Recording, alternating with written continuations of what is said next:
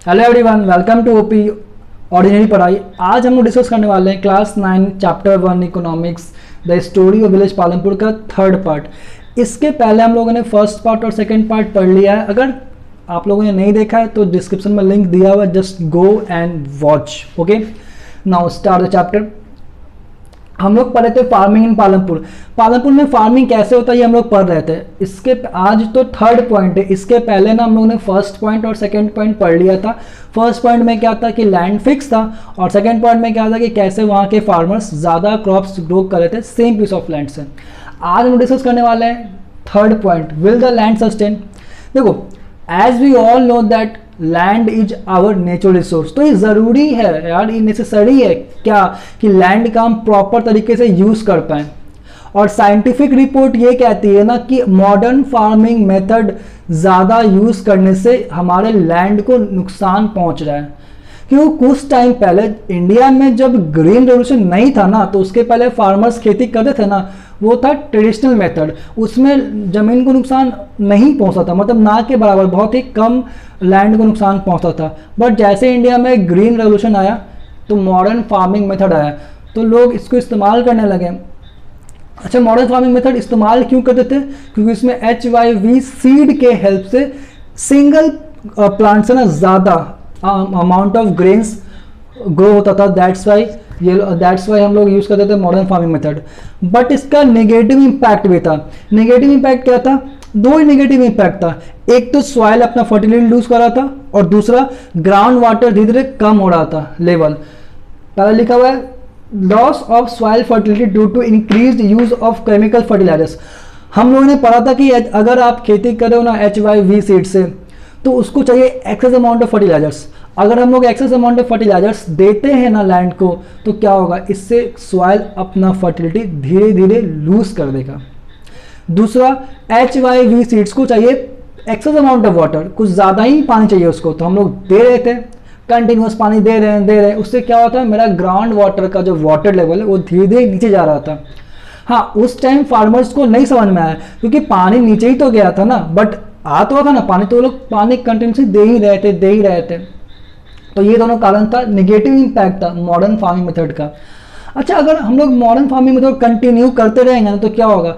Future में हमारा soil एक टाइम ऐसा आएगा ना कि वो अपना फर्टिलिटी पूरी तरीके से खो देगा। तो जिस लैंड पे ना अभी farmers greater amount of grains grow कर रहे हैं ना, हो सकता है फ्यूचर में उसी लैंड पे आप एक भी क्रॉप कल्टीवेट ना कर पाओ। क्यों? क्योंकि अगर ज़्यादा हम लोग मॉडर्न फार्मिंग इस्तेमाल करेंगे तो क्या होगा? सॉइल अपना फर्टिलिटी पूरी तरीके से खो देगा, सॉइल इनफर्टाइल बन जाएगा। तो वहाँ पे आप कोई भी क्रॉप्स ग्रो नहीं कर पाओगे, और शायद फ्यूचर में एग्रीकल्चर प्रैक्टिस ही ना हो पाए अगर हम लोग ऐसे ही चलते रहें, तो मॉडर्न फार्मिंग का इतना ज़्यादा यूज़ करते रहें। तो ये ज़रूरी है कि कैसे प्रॉपर मैनेजमेंट करना है लैंड को, क्योंकि लैंड को बचाओगे तभी फ्यूचर में हमारा साथ देगा। और लैंड मतलब ज़रूरी भी है फ्यूचर जनरेशन के लिए। अगर एग्रीकल्चर को फ्यूचर में देखना है तो हमको लैंड को बचा के चलना पड़ेगा। ओके, तो ये दो कारण थे, ये दो निगेटिव इम्पैक्ट थे मॉडर्न फार्मिंग मेथड के। Okay, now after discussing the third point, we will discuss the fourth point. What is fourth point? How is land distributed between the farmers of Palampur? मतलब पालमपुर विलेज में वहाँ क्या land को कैसे distribution किया गया था, कैसे लैंड आपस में बांटे गए थे। देखो, हम लोगों ने पहले पढ़ा है कि उस गांव में टोटल 450 फैमिलीज थे। तो इसी 450 फैमिलीज में देखो कैसे लैंड का डिस्ट्रीब्यूशन हुआ था। तो 450 फैमिलीज में 150 फैमिली ऐसे थे जो लैंडलेस थे। नॉर्मली इसमें कौन से लोग आएंगे? दलित लोग आए इसमें, ठीक है, जिनके पास खुद का कोई लैंड नहीं था कल्टीवेशन करने के लिए। तो ये लोग खेती करने के लिए इनके पास खुद का जमीन नहीं था। ओके, उसके बाद 240 फैमिलीज ऐसे थे जिनके पास स्मॉल प्लॉट्स ऑफ लैंड थे, जिनके पास 2 हेक्टेयर से कम लैंड था कल्टीवेशन करने के लिए। उस पर वो लोग अपने से कल्टीवेशन करते थे और कुछ इनकम वहाँ से अर्न करके अपने फैमिली को चलाते थे।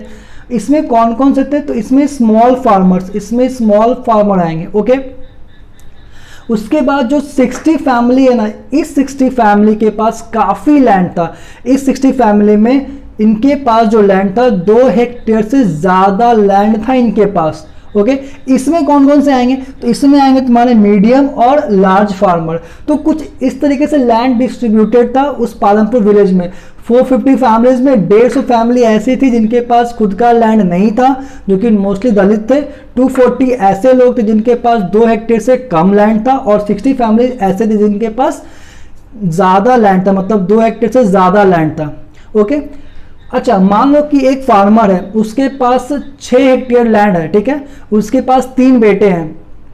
तो अभी वो क्या करेंगे, अपने बेटों के साथ जाके डेली खेतों में कल्टीवेशन करेंगे और फिर क्रॉप्स उगाएंगे, फिर फसल काटेंगे, फिर मार्केट में बेचेंगे। लेकिन क्या होगा अगर उस फार्मर का डेथ हो जाएगा, तो उस फार्मर के डेथ होने के बाद उसके जो तीनों बेटे हैं ना, उस तीनों बेटों में इक्वल अमाउंट, मतलब बराबर प्रॉपर्टी का डिस्ट्रीब्यूशन हो जाएगा।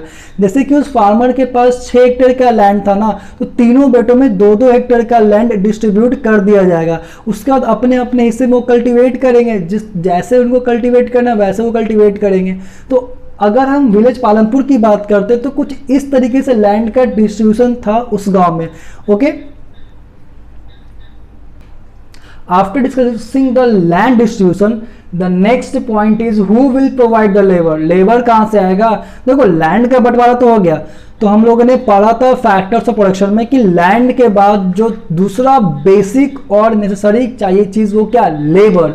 लेबर नहीं तो लैंड कोई काम कर नहीं।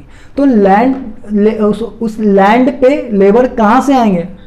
देखो, पालमपुर में 2 ही टाइप के फार्मर्स थे, एक थे स्मॉल फार्मर्स और एक थे medium and large farmer. Small farmer के पास अपना खुद का छोटा सा प्लॉट था, वो खुद ही अपने लैंड को कल्टीवेट करते थे। वो किसान खुद करता था, किसान के फैमिली में जितने मेंबर्स थे, उनकी वाइफ हो गई, उनके बच्चे होंगे, सब मिलके अपने लैंड को आराम से कल्टीवेट कर देते थे। अच्छा, अपना लैंड कल्टीवेट करने के बाद ना वो जाते थे दूसरों के लैंड पे काम करने के लिए, बदले में उनको पैसे मिलते थे। तो स्मॉल लेबर, जो स्मॉल फार्मर्स थे, वो अपना लैंड खुद कल्टीवेट करते थे और वो एज ए लेबर भी बाहर काम कर रहे थे दूसरों के फील्ड में। ओके। अब बात करते हैं मीडियम एंड लार्ज फार्मर की। क्या ये अपना लैंड खुद कल्टीवेट करेंगे? ये क्यों करेंगे भाई, इनके पास इतना अच्छा खासा लैंड है, ये खुद कल्टीवेट करेंगे? नहीं ना, रईस लोग हैं ना यार, खुद कल्टीवेट नहीं करेंगे। तो क्या करेंगे, ये हायर करेंगे फार्म लेबर्स को कि आओ और मेरा खेत कल्टीवेट करो। तो फार्म लेबर्स और स्मॉल फार्मर दोनों को बुला के ये अपने लैंड को कल्टीवेट करवाते थे। स्मॉल फार्मर तो समझ में आया, बट ये फार्म लेबर्स कहाँ से आते थे? ये वही लोग थे जिनके पास लैंड नहीं था, ये लैंडलेस लोग थे जो इनके खेतों में आके काम करते थे। लेकिन ये इनके खेतों में काम तो जरूर करते थे, बट उन खेतों के क्रॉप्स पे इन लेबर्स का कोई हक नहीं था। क्यों हक नहीं था? क्योंकि इनके बदले उनको मिलते थे पैसे, तो क्रॉप्स पे इनका कोई हक नहीं था। अच्छा, इनको पैसे कैसे मिलते थे? या तो इनको कैश में मिलता था पैसा, या फिर पैसे के बदले इनको मिलते थे क्रॉप्स। ओके। इनका जो वेजेस था ना, वो रीजन टू रीजन वैरी करता था। ठीक है, इस जगह में कुछ और मिलेगा उनको, वहां चले जाएंगे तो कुछ और पैसा मिलेगा उनको।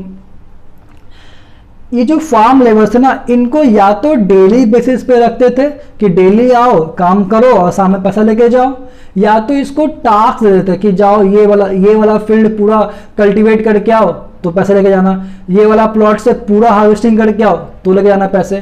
तो या तो इसको डेली बेसिस पे रखते थे हम लोग, या फिर इनको रखते थे एज अ टास्क कि टास्क कंप्लीट हो गया, पैसे लो और जाओ। ठीक है।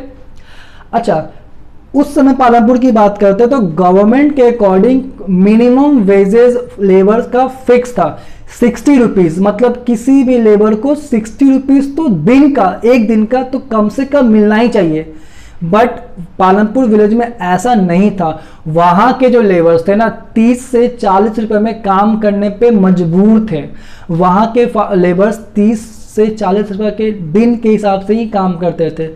क्यों था ऐसा? ऐसा क्या कारण था कि government 60 rupees per day fix है गवर्नमेंट के हिसाब से, फिर भी इनको 30 या 40 रुपए ही मिल पाता था?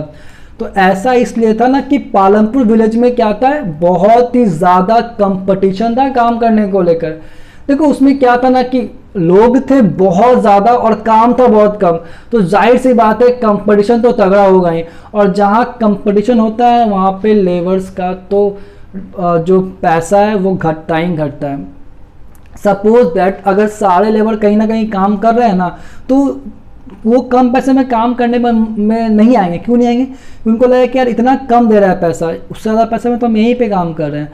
तो जाहिर सी बात है, अगर लोगों के पास काम नहीं होगा ना, तो वो कम पैसे में काम करने पे मजबूर हो जाएंगे, मजबूर रहते ही हैं, उनको कम पैसे में काम करना पड़ता है।